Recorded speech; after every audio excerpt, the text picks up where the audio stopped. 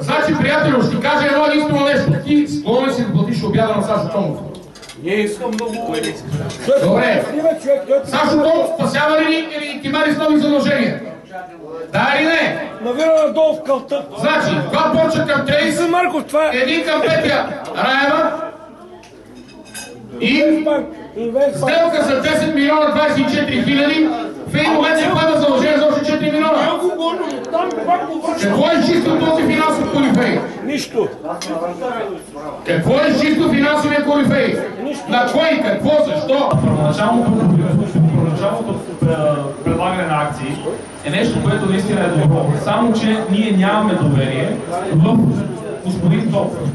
И бихме предпочели на едно национално събрание на привържениците на ЦСК да определи един контактен съвет, който да присъства на това решаване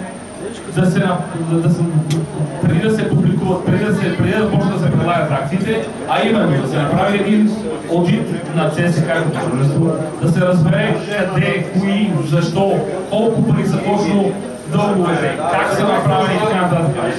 Само с одит може да направи.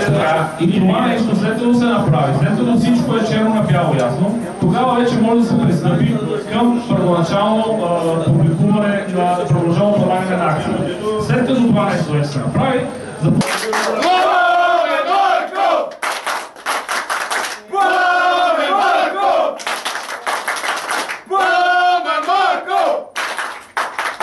ЦСКА винаги е била марка и се надявам да стане още по-сериозна марка. Както казах в началото на нашия разговор, българският шампионат губи своята легитимност, когато ЦСКА и Левски не са на съответното ниво. Имате ли предвид да се кандидатирате за президент на Българския футболен съюз? След като се изписаха някакви неща, аз четох за вашата кандидатура. Не е вашата кандидатура, а вашето желание. Или това е някаква лъжа? Аз считам, че ще изразя на футболен език.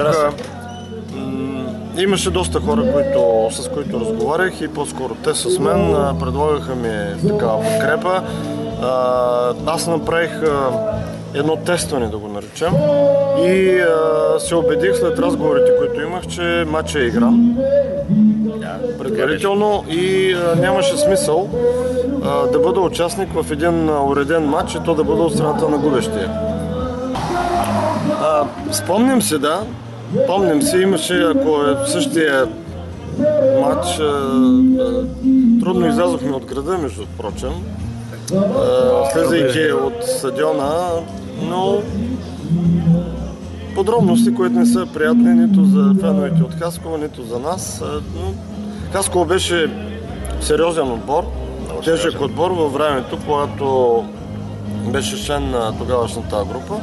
Нивото на българския футбол беше различно също и един от тежките мачове, които ЦСКА играеше, беше именно тук.